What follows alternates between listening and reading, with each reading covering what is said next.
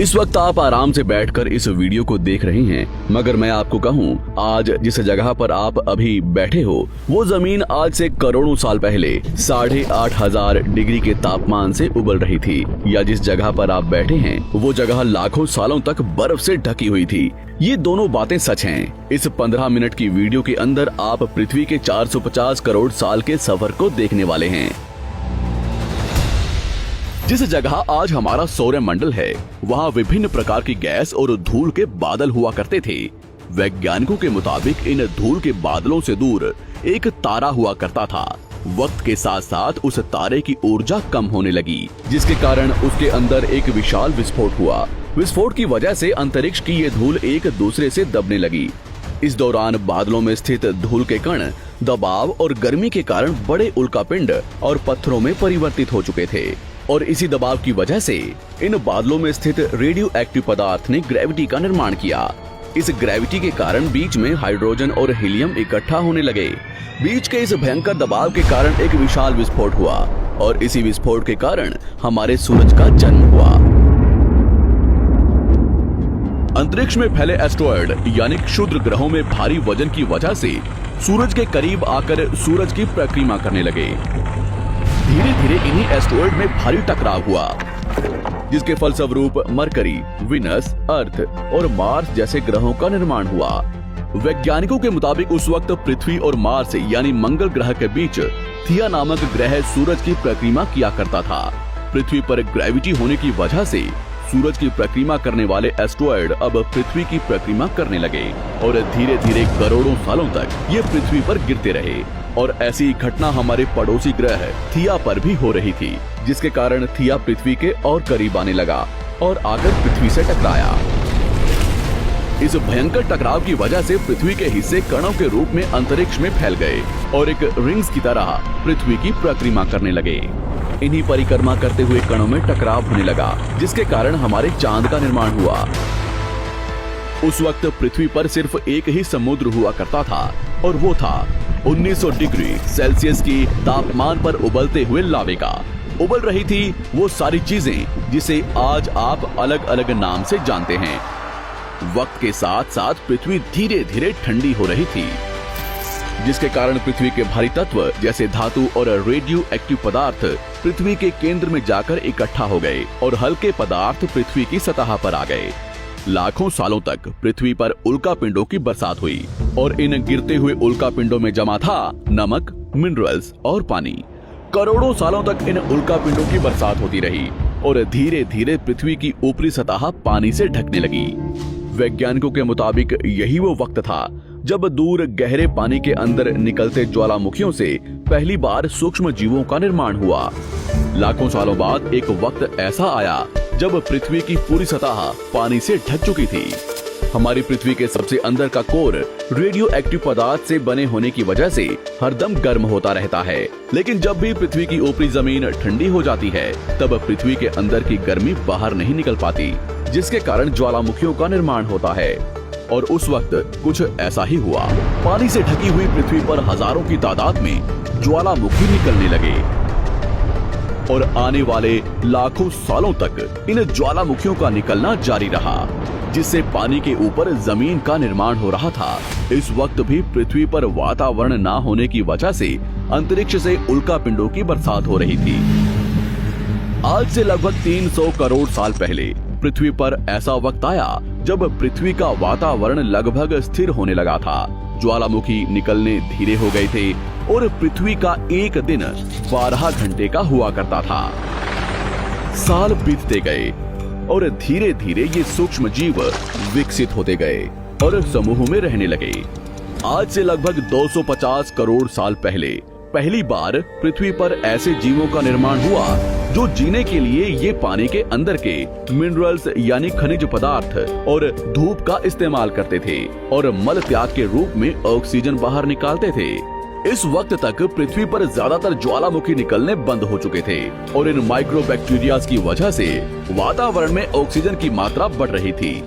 वातावरण में ऑक्सीजन बढ़ने की वजह से पृथ्वी का वायुमंडल बनना शुरू हुआ, और आने वाले हजारों सालों तक वातावरण में ऑक्सीजन की मात्रा बढ़ती रही।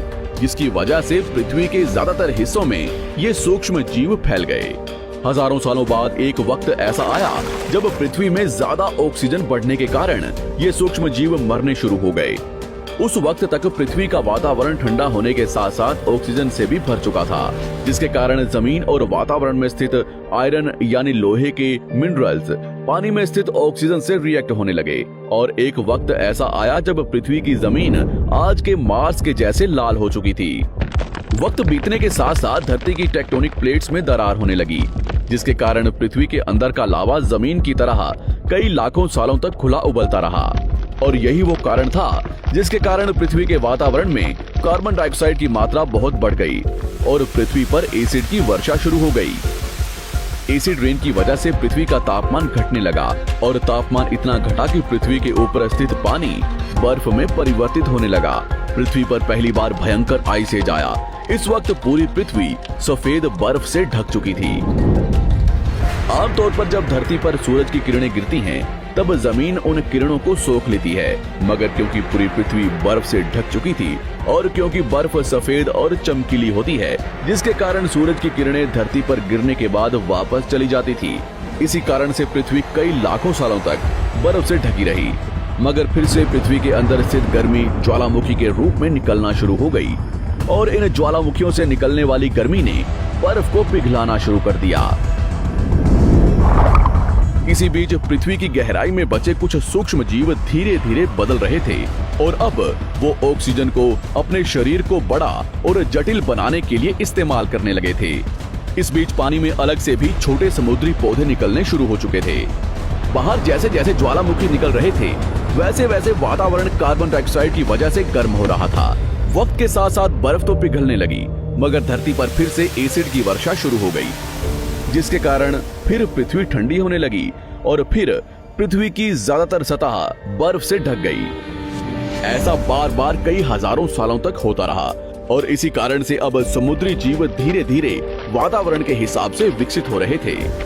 इस बीच कई सारे जीव और समुद्री जंगल्स विलुप्त हो गए, मगर जो बच गए वो धीरे धीरे पृथ्वी के बदलते तापमान के हिसाब से ढलते गए और अब हजारों सालों बाद समुद्री पेड़ बर्फ की वजह से पूरी तरह से मरते या सूखते नहीं थे।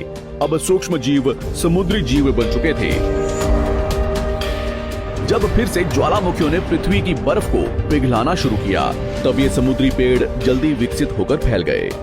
धीरे धीरे वातावरण में ऑक्सीजन की मात्रा बढ़ने लगी और पृथ्वी पर होने वाली एसिड की वर्षा कम होने लगी। वातावरण में ऑक्सीजन आने की वजह से पृथ्वी की ओजोन लेयर्स मोटी होने लगी और आज से लगभग 47 करोड़ साल पहले पृथ्वी की ऊपरी सतह पर पहली बार मोसोस नामक प्लांट उगना शुरू हुआ। वक्त के साथ साथ जमीन पर अलग अलग प्रकार के पौधे और पेड़ उगना शुरू हुए। एक वक्त ऐसा आया जब जमीन के पेड़ों की लंबाई लगभग 80 से 100 फीट जितनी या आज के 5 से 6 मंजिला बिल्डिंग जितनी ऊंची हो चुकी थी। ये वो वक्त था जब समुद्री जानवर समुद्र से बाहर निकल रहे थे और जमीनी जानवरों में परिवर्तित हो रहे थे। धरती की ज्यादातर जमीन एक जगह इकट्ठी हो चुकी थी, जिसे आज हम पैंजिया महाद्वीप के नाम से जानते हैं। पृथ्वी का वातावरण और तापमान लगभग स्थिर हो चुका था और अब करीब 21 से 23 घंटे का दिन हुआ करता था। अब समुद्री जीव पानी से बाहर रहने लगे थे और वातावरण के हिसाब से उनके शरीर का रंग रूप बदल रहा था। धीरे धीरे ये जमीनी जानवर डायनासोर्स में परिवर्तित हो गए। जिन डायनासोर्स ने पेड़ पौधे खाने शुरू कर दिए, उनका शरीर लंबा और विशाल रूप से विकसित होने लगा। कुछ डायनासोर्स शिकार किया करते थे, जिसके कारण वे छोटे और तेज होते चले गए।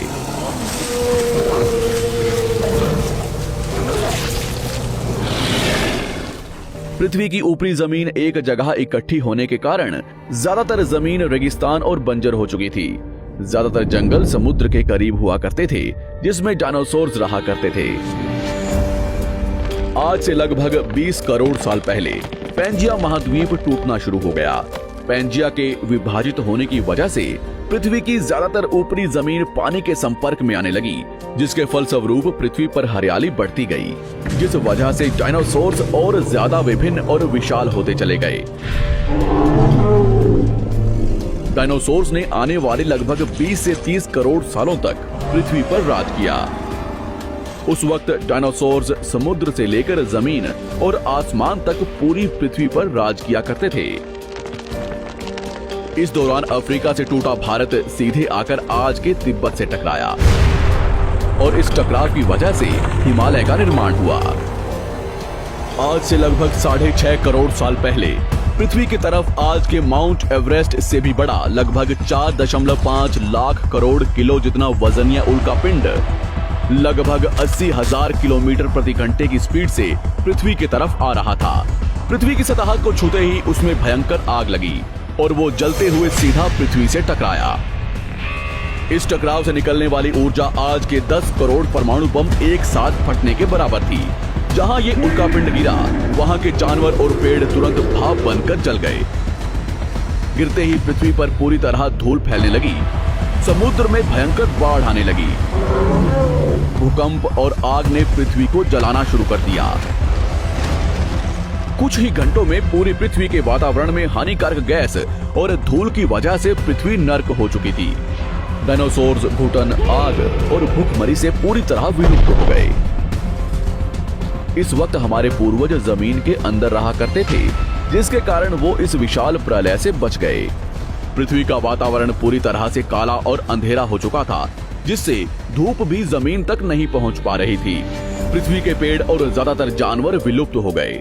वातावरण में धूल और हानिकारक गैस के कारण पृथ्वी पर फिर से एसिड की वर्षा शुरू हो गई और फिर पृथ्वी ठंडी होकर बर्फ से ढक गई। लेकिन इस बार पृथ्वी की बर्फ लाखों सालों तक नहीं जमी रही और 80 से 90 हजार साल बाद ये बर्फ पिघलनी शुरू हो गई। जैसे ही धरती पर वातावरण फिर से पहले जैसा होने लगा, वैसे ही ये छोटे जीव जमीन से बाहर आना शुरू हो गए।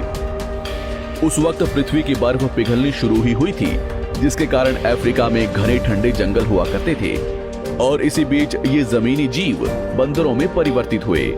मगर जैसे जैसे पृथ्वी गर्म होने लगी, वैसे वैसे अफ्रीका के ये जंगल सूखने लगे। जंगल की चीजें खाने वाले बंदरों को खाने की कमी होने लगी। खाने की तलाश में इन बंदरों ने अपने पैरों पर चलना शुरू कर दिया, जिससे उन्हें दूसरे जानवरों के शिकार करने में मदद मिलती थी। धीरे धीरे बंदर एप्स यानी वानर में परिवर्तित हुए। खाने की तलाश में ये एप्स पृथ्वी के दूसरे हिस्सों में फैलने लगे और धीरे धीरे उनके शरीर का रंग रूप वहाँ के मौसम के हिसाब से बदलता गया। वक्त के साथ साथ हम आदिवासी बने। हमने हथियारों से लेकर आग का आविष्कार किया। हम धीरे धीरे इंसान के रूप में विकसित हुए। हमने धर्म से लेकर परिवार, भाषा और संस्कृति का निर्माण किया और वक्त के साथ साथ हम विकसित होते चले गए और आज हम इस पृथ्वी की सबसे विकसित प्रजाति बन चुके हैं। पृथ्वी को आज के जैसे बनने में लगभग 450 करोड़ साल का वक्त लगा है और हमें एक छोटे जमीन में रहने वाले जानवर से इंसान बनने में कई लाखों सालों का। मगर हमने इन 100 सालों में जितना पृथ्वी को गंदा और तबाह किया है, उतना आज तक किसी भी प्रजाति ने नहीं किया होगा।